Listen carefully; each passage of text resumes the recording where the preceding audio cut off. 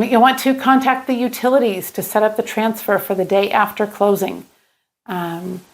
Do that before closing to avoid paying for the buyer's utilities. If this is your first time to this channel and you want to know everything about buying and selling homes, click subscribe below and tap the bell for notifications so you'll be the first to know about the latest tips for buying and selling.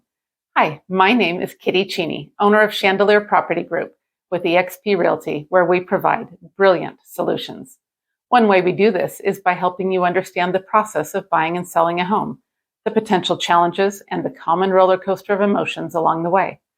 Challenges and stresses are reduced and often eliminated when one knows what to expect in advance. We call this sharing the light of knowledge. We've worked with so many people just like you, looking for help to buy or sell a home, and we love to serve. Whether moving in 9 days or 90 days, if you want to feel heard, informed, and comfortable, give us a call, shoot us a text, or send us an email. All of our info is in the description below, so we can help you make a smooth move.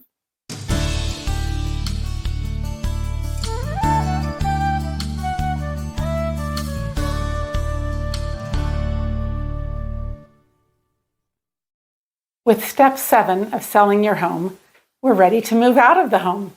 With all the deadlines behind us, it's time to pack up and get ready for the move. We're just waiting for the lender to complete their final steps. The earnest money is now non-refundable to the buyer, and if they cancel, the earnest money goes to you as a thank you for holding the home off the market for a time. This is why higher earnest money locks in the buyer, and we're grateful at this time if we had negotiated for that higher earnest money, because we feel that confidence of a buyer locked in.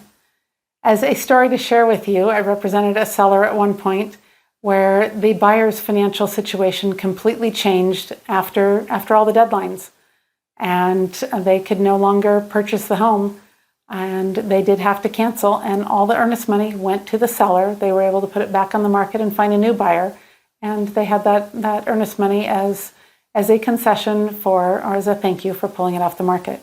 And it's rough when that happens, but we are grateful for that high earnest money if we do need to run into that situation. Now, the title company and escrow officer will be contacting you to schedule the settlement and to arrange for payoff of your current mortgage, a HELOC if you have one, any loans that you have on the property. They will be contacting you to gather that information. And so make sure that you're giving them a call back. I will have, way back at the beginning when we first went under contract, I will have sent you contact information for the title company. So you'll know who it is that will be calling you. If you have any concerns, if you're unsure if the person that is calling is who they say they are or not, you by all means contact me, and I will confirm that contact info for you again. To avoid wire fraud, I will have already sent you that contact info, as I mentioned, and so you'll want to confirm their identity there. You'll want to contact the utilities to set up the transfer for the day after closing. Do that before closing to avoid paying for the buyer's utilities. And you do want to schedule it for the day after, because sometimes the transition, as I mentioned earlier, closing can take up to 48 hours for recording, and longer if it's over a weekend, up to 4 days if we're going over a weekend. So make sure that you schedule it for the first business day after closing for that transition of utilities over to the buyer's name.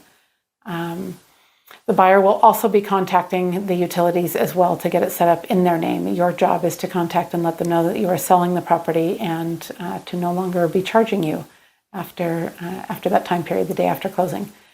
So plan to be moved out of the home by the settlement deadline. Settlement deadline is when we need to sign by. We may, as I said, record a day or two later, but plan to be out of the home by the settlement deadline if possible. Unless the contract gives you more time before transferring possession. If you remember, we mentioned in an earlier video that the buyer may offer you an extra few days for possession before that possession transfers after closing. And so if we've got that extra time, or if we're doing a seller leaseback, then you don't need to be then you do not need to plan to be out by the settlement deadline. But otherwise, if we don't have that delayed possession, then we do want to plan to be out of the home in time for the settlement deadline.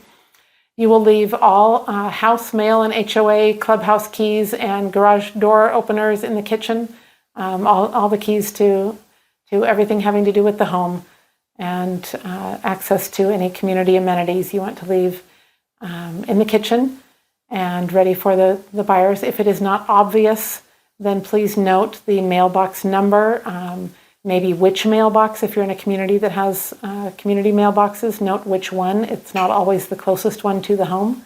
Note which box and which mailbox number, and a parking stall number if that is applicable.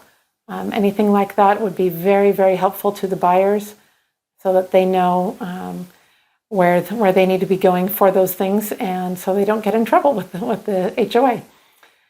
And feelings of excitement and eagerness are normal during this time, along with some chaos, because you will be living out of boxes. If you are buying a home at the same time, some anxiety can come up because it can feel like a lot happening all at once. Whether or not you're all packed up, though, it is time for step 8, closing. I'll see you on the next video. If you appreciated the knowledge shared in this video, click follow and subscribe for more videos on buying and selling homes.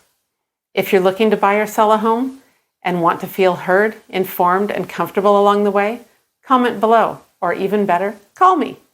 I look forward to being the brilliant solution you can't wait to share.